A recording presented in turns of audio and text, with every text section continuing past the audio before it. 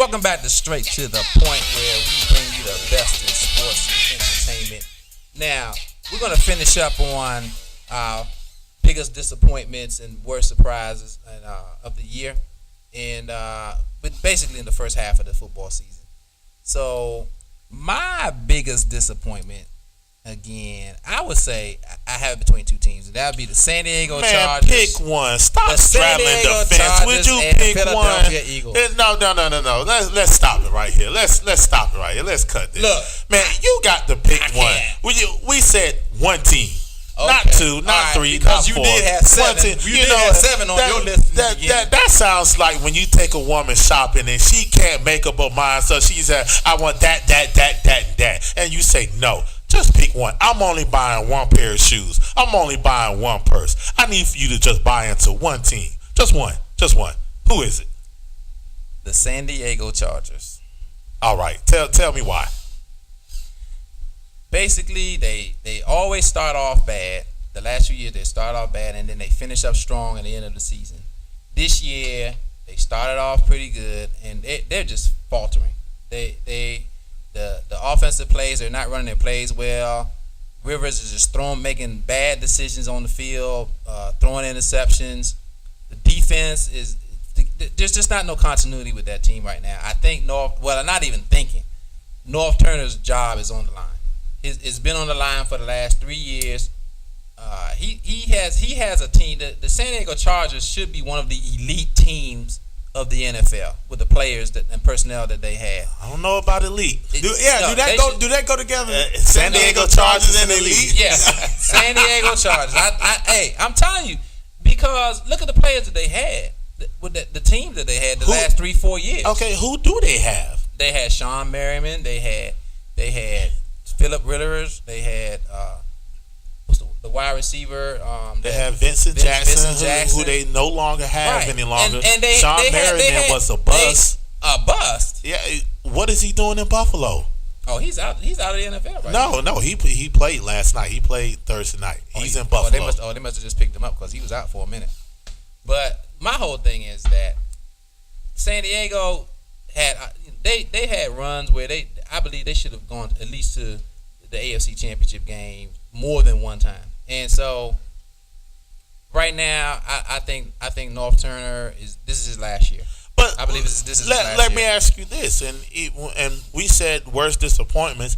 Is it really considered a disappointment the way San Diego has started? Because don't they typically start off the year every year like this? No, they start off bad and then they finish strong. Exactly. They start off strong and they're finishing bad. Well, no, we can't say they're finishing bad because we're just at the midway point. Normally, this is where a North Turner coach team starts to kick in down the stretch. This is where they start to really start to play well, and the wins start to accumulate. If you go back and you look at the history and how the Chargers have performed each and every year, they have started off poorly. As a matter of fact, just as recent as 2 years ago, the Chargers started off 4-8 and made a playoff push and won a division at 8-8. So I can't see. Do you believe that they're going to win the division this year? Well, I can't really say because last year, if you take a look at the Broncos won a division at 8-8. The AFC West historically the past 4 or 5 years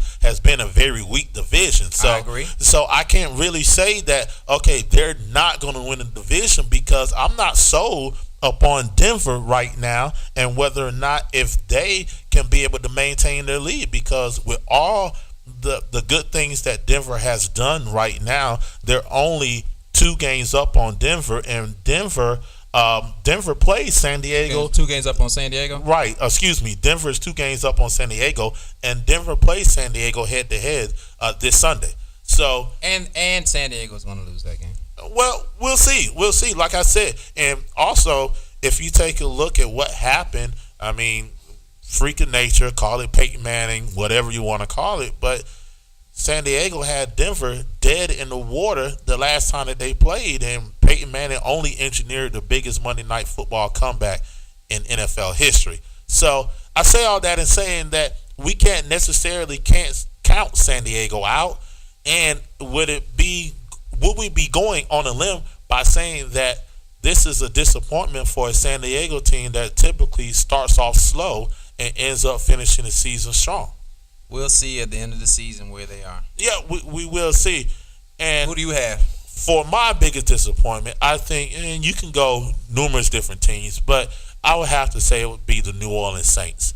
And the reason why I say Saints? that, yeah, exactly, it would be the Saints. And the reason why I say it's with the their Saints. coach? Well, how much do you value a coach? Because just in the last segment, as I was speaking about the Indianapolis Colts, they don't have their head coach. They don't have Chuck Pagano. But they're still 6-3 with far less talent than the New Orleans Saints. But if you take a look at the New Orleans Saints, same situation, it might be a different scenario.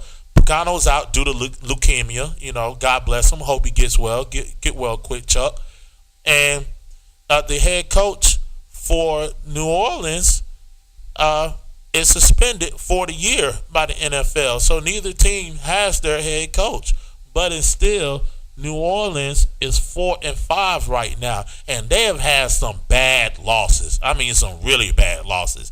We're talking about losing to the Redskins at home, a 3-6 team. I'm sorry, I'm hitting below the belt, but the Redskins are just not good right now. I know that's your team.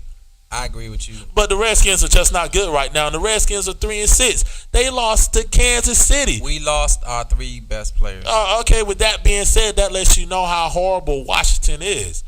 The Saints lost to Kansas City at That's home. why your Steelers are going to lose this week. Okay, say what you want, but my Steelers are 6-3. All right.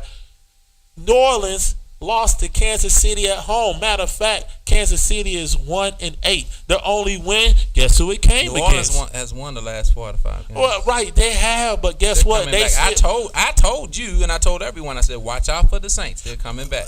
They might be coming back, but does that mean that they have not underachieved the whole year with the talent that they have? Are they worthy of a 4-5 record right now? You have to understand that they had a new defensive coordinator. Okay, now. The Colts got a new defensive coordinator. They're sitting at 6-3. Okay, listen. They had the same defensive coordinator that was the defensive coordinator for the New York Giants when the New York Giants won the Super Bowl. Okay? Now, everyone from the New York Giants has stated it took them about 4 to 5 games to get the system down pat. All right? It's still taking a little, and you also have to understand that the Saints lost defensive players due to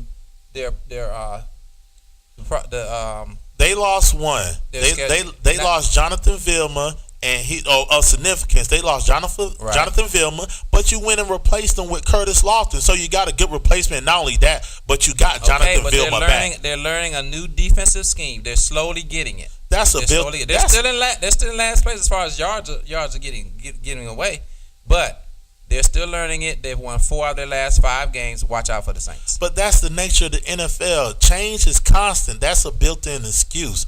Every team goes through different coordinators, hire different people. That's a built-in excuse. Let me tell you something, Millwood. The NFL is a win-now league. And when you don't win now, you know what the NFL stands for? Not for long, because your butt won't be coaching long when you're on the sideline and you're not producing. And that's what's going on with the Saints. You look at their numbers. North Turner's still with the San Diego Chargers. Well, yeah, but he's had playoff success, but it varies from organization to organization. But getting back to the Saints, Drew Brees leads the league in passing with over 2,800 yards. First in passing touchdowns with 25 touchdowns. But yet and still, you have a defense that's last in yards given up. You have a defense that's given up almost the most amount of points in the NFL and ranks in the bottom half of the league.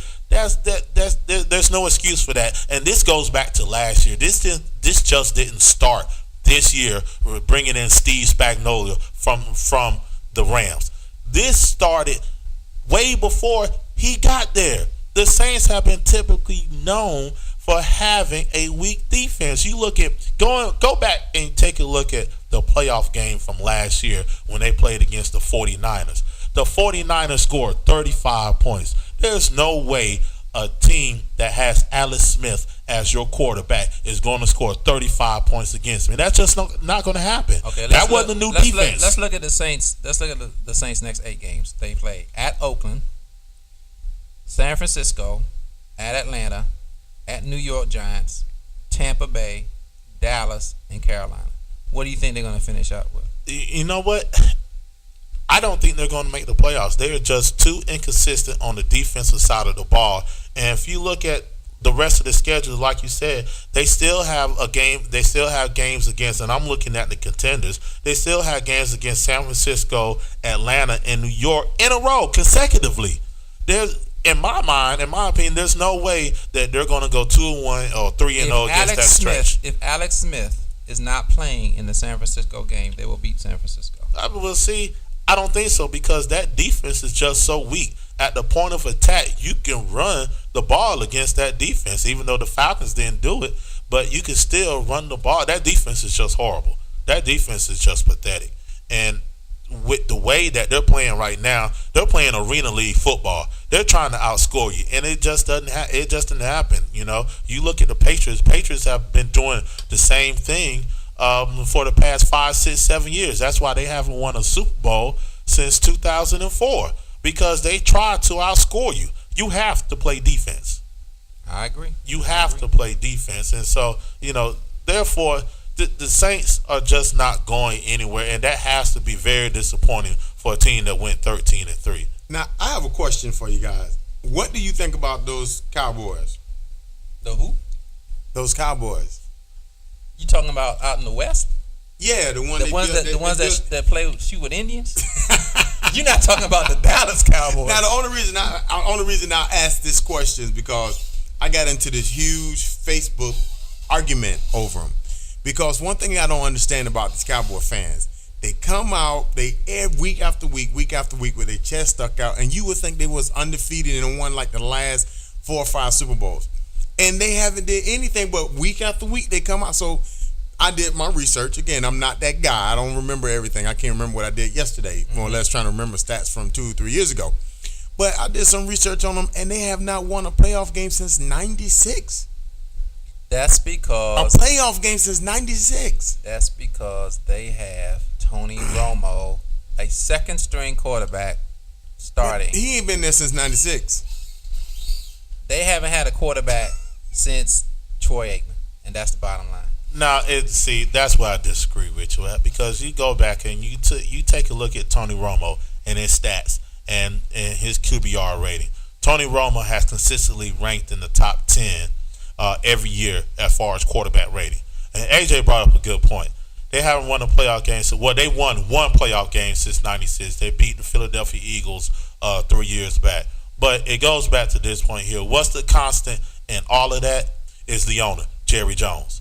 The owner / GM / I want to be head coach / I want to get out there and sell popcorn to the fans.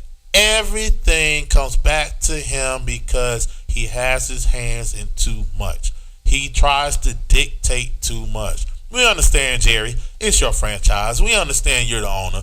We understand that you want to be visible. But let's get one thing straight.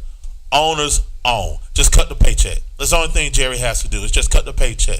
Well, I think, and I totally agree with you, because if you're the owner, the president, general manager, president of players operation, you're doing everything. You got all these hats on. Who is going to be the one that's going to sit here and disagree with you, far as saying that you're wrong in some decisions? I think when you have multiple personality, you got different people with these different hats on, then if somebody else can come in with an opposing opinion about a decision that you may or may not be making. So, but when you're wearing that same hat, unless you got multiple personality like Sybil, who's going to tell you that you're wrong? You don't have no opposing sides. Yeah, I think what happens is you surround yourself with a bunch of yes men, like Money Mayweather does. You surround yourself with a bunch of yes men, and then when you meet up with a cat like 50 who say, I'm not going to be your dude boy, then hey, now we got a problem. Can anyone say Michael Jordan? That's all I got to say. He's a yes man type of guy too. He's looking for the yes man. I think he's finally slowly releasing the chains and letting his organization loose so they can do something. I think that's a different story right there. I just think Michael just doesn't have the acumen to be a GM. He doesn't have the work ethic to be in an office every single day to evaluate talent, to know what it takes to be a winner. And one thing is the difference between a player and a coach. Is the difference between a coach. Every player that's great is not going to be a good coach. Every good coach is not going to be a good manager, as far as front office management. So I mean, sometimes you got to distinguish the difference. Maybe he need to sit back and just cut the check, and let other people do what they're great at. We can come back. We can come back after the break and talk about that. You just need to cut the check and chill, bro, or else you're gonna meet up with a cat like 50 that's gonna go inside your head, bro. We'll be right back after this.